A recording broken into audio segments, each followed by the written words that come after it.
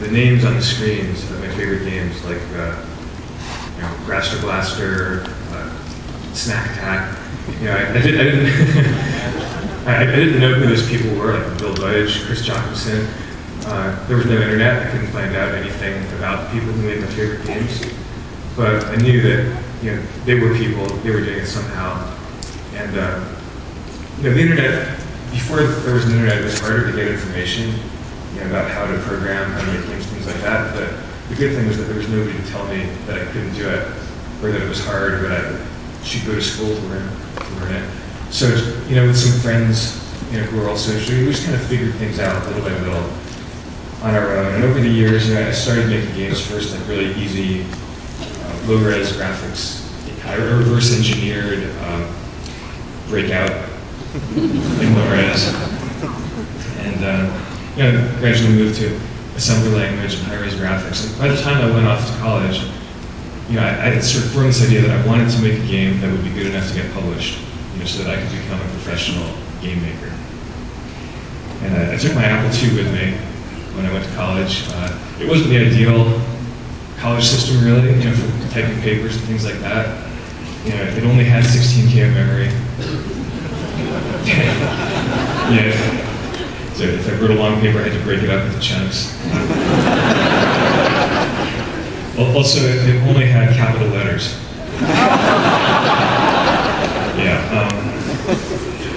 But this was my primary game development system, and in between classes, and more often than not, instead of classes, I was working and trying to make a game.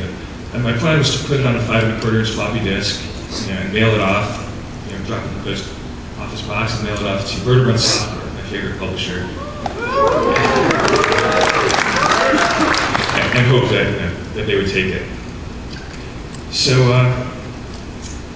that's what I did. My grade point average sank to miserably low levels. And I'd never been very good at doing what I was supposed to do at the time that I was supposed to do. Even when I was in high school, if a book was, I loved to read, but if a book was assigned to English class, for some reason I would just read every other book except that one. And then when it came time for the test, I didn't even know the names of the characters. So it was like that at college. I signed up for computer science classes. There were great professors. There was so much I could have learned, but I would cut computer science class so that I could stay in my dorm room programming a little game on the Apple II. It was really perverse. I just couldn't set it myself. So this is an analog talk. I don't have anything on screen to show you guys, but I did want to bring at least one audio-visual aid. So hang on just 1 second.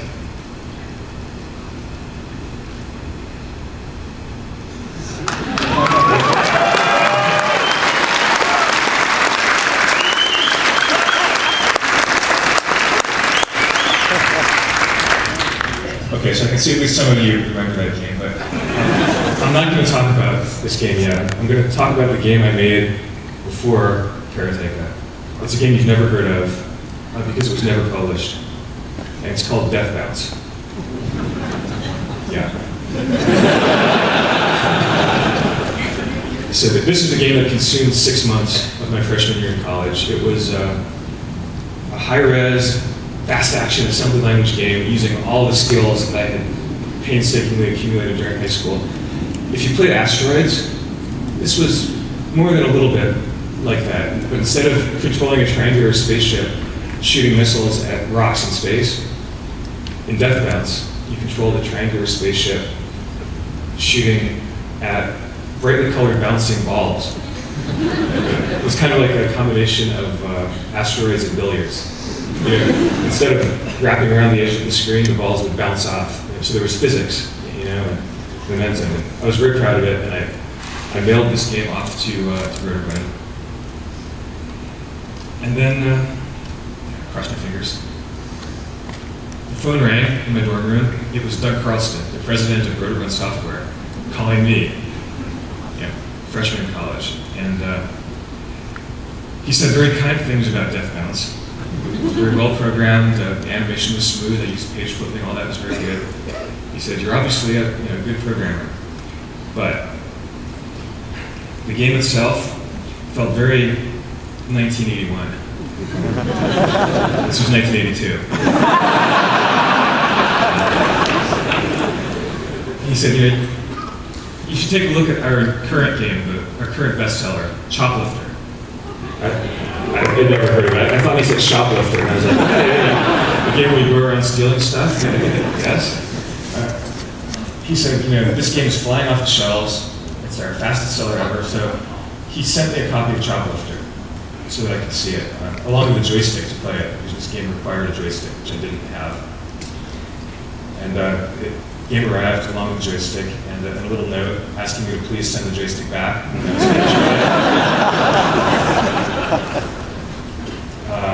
So I played Choplifter, and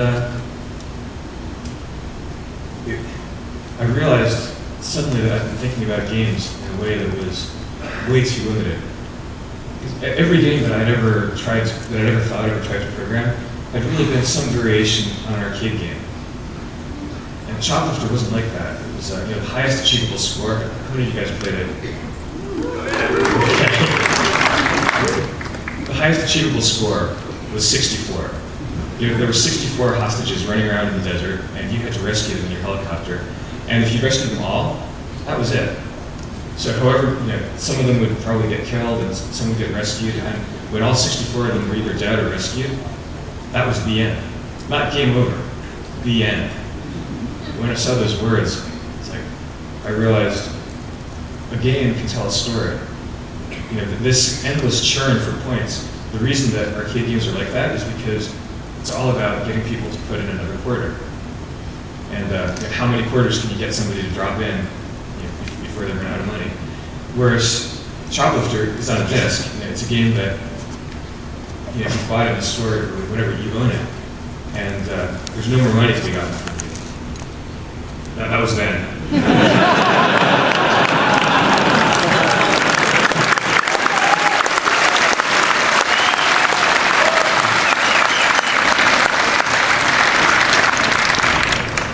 So I realized that a game didn't have to be an endless quest for more and more points. It could be a story with a beginning, a middle, and an end.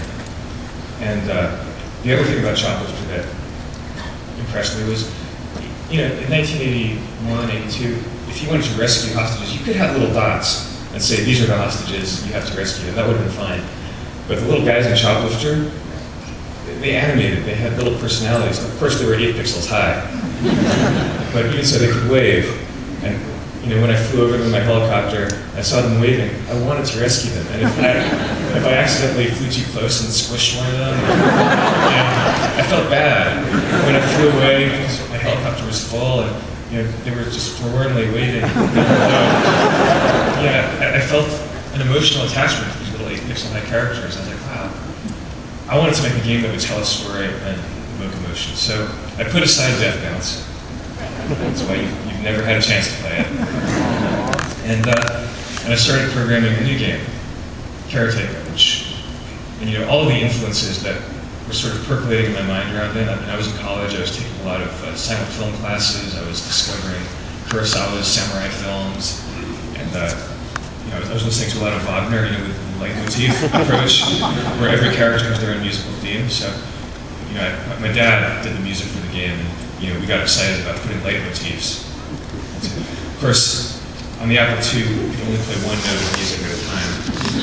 And there were 256 possible note values, which meant a lot of them were sort of sharp and flat. And if you played the note, you had to pause the animation on the screen while the note was playing. But even so, we tried to put those leitmotifs in there. So all of that went into Karateka. And that was the game that made the dream come true for me. I was a junior in college. I became, games went from a hobby to the thing that I was doing. I became a published game author. It's, one thing about pretty much every game I've done, at least the ones that have worked out, is it turned out being really different from the way that I first envisioned them. Karateka, before I saw Choplifter, I had an idea that I would do a karate game with 2 guys fighting on a mat for points. You win a bout or you lose it, and then, it would clear, you have another fighting in the dojo. So then that evolved, that changed the final game, all that stuff went out, and it was a story where fighting karate battles was a way to advance in the story. You wanted to rescue the princess, and if you lost a fight, you couldn't rescue her. So my next game, which I started developing, I was right out of college. I had an idea. I was playing games, and a game that was really inspiring me at that time was Lode Runner. Another Grover game. Yes. All right, here's one I bet you haven't heard of. Who's played the Castles of Dr. Creep? Okay. Someone had a Commodore 64. So I was playing these games. They were puzzle games, platform games, where you've, a lot of them in Castles of Dr. Creep, you're opening or closing a door, and you have to, solve these puzzles, and you're going up and down. So I really liked that kind of logic puzzle game. I wanted to do something like that. But I wanted to combine that with a kind of fast action, sort of the intense physical action of a game like Karateka. A lot of the platform games at this time had characters looked like stick figures, sort of, and that's because they were drawn mostly by programmers. As the programmer, I also had to do the art and the animation, sound design, all that stuff, sort of, one thing at a time. That's what also part of the reason it took 3 years to make a very simple game. Had to not only make the animation and the art, but also build the tools that I could then use to program the game, as well as programming it. So I could sort of draw. I'd drawn since I was a kid, but I wasn't a trained artist by any means. I definitely was not a trained animator. So I could get a character looking okay, but as soon as I tried to animate it, it looked completely wrong, and all the illusion of life disappeared. So I resorted to a trick. I used this for Karateka. I filmed a person doing the moves that I would need in the game, and then traced each frame one by one. And then playing those frames on the Apple II screen created an illusion of motion that worked really well. So something the character looked alive, like weight and momentum and all that. It was called rotoscoping. There was a trick that went back to the silent movie days. I just stole it. So, the great thing about education is we learn all this useless stuff, and then it's like sort of just throw it to a vat, and it's sort of bubbling away below the surface, but then when you need something, it just kind of bubbles up. So that was one of the things that bubbled up. Also, these stories from the Arabian Nights that I must have read as a kid and then forgotten, that kind of provided a setting. But I wanted to make a game that would have the logic of a game like Dr. Creep or Lode Runner, but the action, sort of the intensity of like the first 10 minutes of Raiders of the Lost Ark. Remember that sequence where Indiana Jones runs and Mulder's chasing him and he jumps, and when he jumps over a pit, he's just doing the things that every character does in a platform game. But when he missed that pit, he grabbed onto the edge with his fingers. In a regular platform game, he would have just missed. But he grabbed on and he managed to pull himself up in that suspense, that feeling that if he fell, he'd really get hurt. I wanted to get that into a game. So all of those influences kind of bubbled up from the vat and came together. Prince of Persia.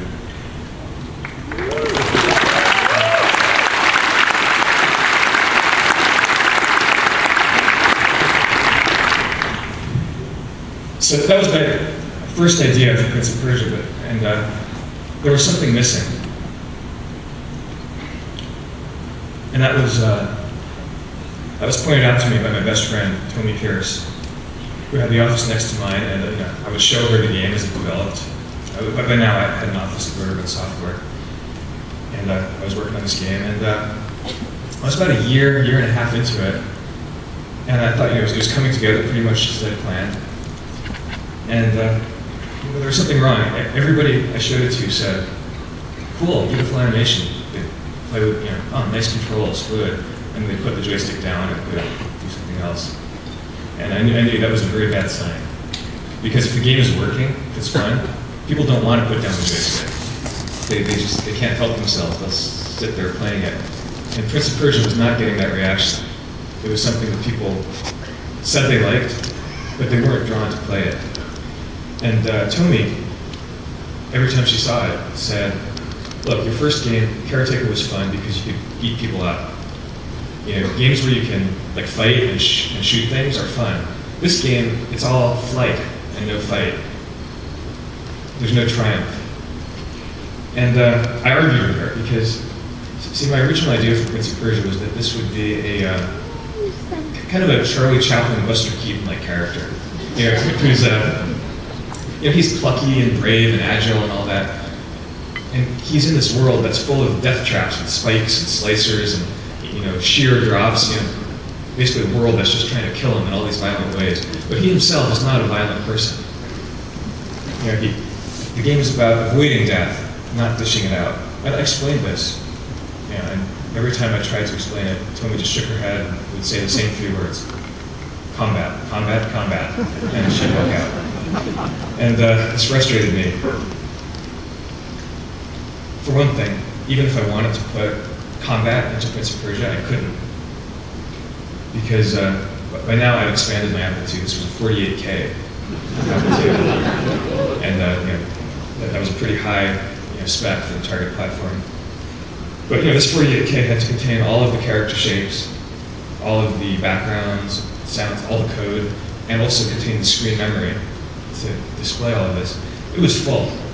I mean, the entire game, of course, 48K is about the size of an ordinary text message in a 7 hard iPhone with no attachment. But you know, that was the limit. It was full. I'd made so many frames of animation to create that fluid animation of this guy running and turning around and grabbing onto the edge. It was just full. So, still, Tomi argued with me and said, what couldn't you just have an enemy that uses all the same shapes? And I said, no, that worked in Karateka because the enemies were kind of, you know, if you just changed the head, you could believe they were enemies. But this character has so many frames of animation, has such a personality. You know, he's designed to be cute, to be likable. There's a personality in the way that he turns around. If you gave that personality to an enemy, you could see that it was the same character. And then I realized, Shadow Man. An enemy who looks exactly like you, but he's like the dark, evil version. And out of that came this idea that the villain, the Grand Vizier Jafar, would create a magic mirror. And when you jumped through it, you would split into your good self and your dark, evil shadow self, who would then become your opponent. For the rest of the game, this Shadow Man, this shadow self, would come back. He would steal your potions. He would close the gates that you wanted to be open, and ultimately you would have to fight yourself. You'd have to fight your shadow in a sort of battle. And this ended up being one of my favorite moments in the whole game. It's and even now I think it holds up pretty well. You're in the final battle.